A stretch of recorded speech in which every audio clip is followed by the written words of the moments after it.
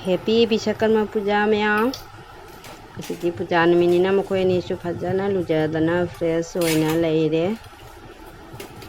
Happy Bishakarma Puja. Aigi video sibu jengbiru isina bunokpu ahandamakta degi channel taram nokseri.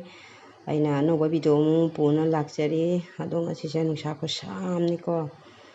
Mapanda ngak thuba samanginai siga ngak phammini phen makhasida. Ado ai kai tawda sum wari sunasana mayamda jenghanjarake ko. Ado mayam punmaksu sum haiduni isu sum haije mayam support taminasi aidana ko. Ado isu mayamda haijari mayam nusibna igi channel asu support tabiu haidana ko. Ado ai chak thong na sum mayam wari sunase chak thong ba hawlage mayam ai chak thong ba hawlage na tawre sareng thong ge na. Do ai sum chak thong na mayam wari sunase ai wari se mayam su sum haibi duni ko mayam support taminase na punamak su haine loi punamak sumaina ko. Do ai su hana channel je paijat dingai dadi mayam da support taminase se haide mayam gi video jenga sum support tawri subscribe taw challe aduga sum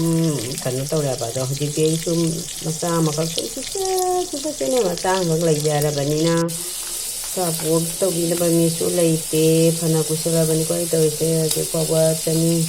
tama khatang helai ko aduga mayam da aina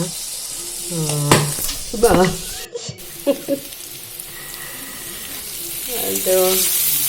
mayam da aina support taminasi aidana mayam gi video jenga mayam su haina ko support taminasi subscribe tawbiramu aina to aina su subscribe tawri mayam gi video jenga to gai haya ba ingonda su khar tawbirabu ai gi su khar support tawbirawa aina handak manga tarungni sapta mongsiga aina ne chaurak na mi tara mari manga romda huine support tawbirawa aina ngasi bawda kanang khangna bawna tara ni muk hajala ni ko mi khakta na bawna nan pirakte aba da pare ai joy ngamba mateng ni ko ai pocket gi pesa ting na tawba na te na ai khubiga khudombigi na ngamjaba mateng pangjaba ne aba mayam hanbirasu pare hanlakrasu pare adu mayam chak tokle ko ngasi injang jam haurami nga to phaba nga mane jam haurami do khoidi sare angang ni chakchawai jadabana handa khamba do kha chawai jadabada doctor da su nang nan de chalure ba chakchawai jamandana arum di phare do ma chakchawai jade ba pire be hidang mayam ji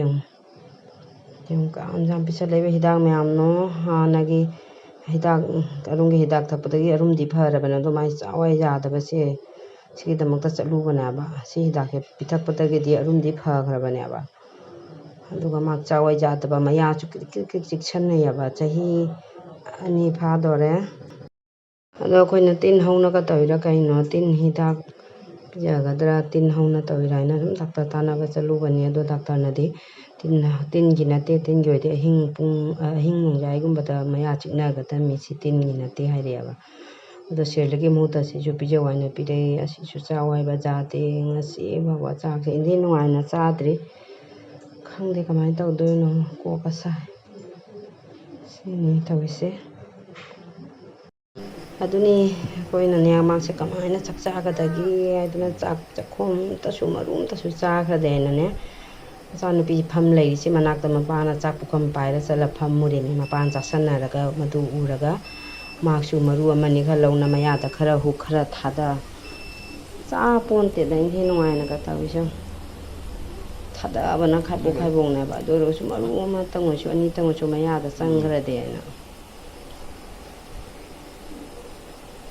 cha khatang to su cha kha di ko ai na mapa to sana na manak ta phammaga cha pu kam je pai na mapan cha ba do uraga ma su suai na maru amani kha khara cha gum cha da gum tawna sini ma tang se degi video se loisin jarage mam support taminasi bye.